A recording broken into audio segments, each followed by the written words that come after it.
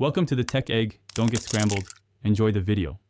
You start by confirming your Apple ID and password.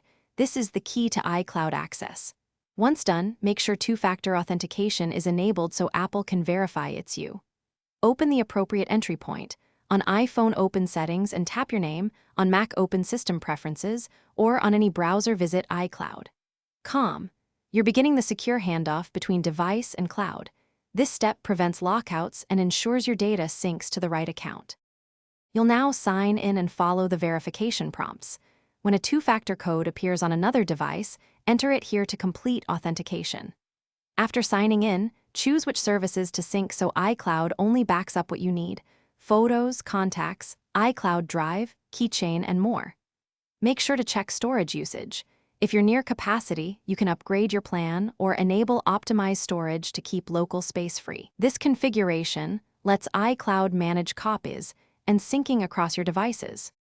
You're at the finish line. Open the Files app, Finder, iCloud Drive, Photos app, or iCloud. To view and edit your synced content in real time. If something hasn't appeared, toggle the specific iCloud service off and on or restart the device to force a sync. That often resolves transient issues. If sign-in fails, verify your Apple ID credentials, reset the password if necessary, and ensure your network or firewall isn't blocking Apple services. This single troubleshooting tip fixes most access problems.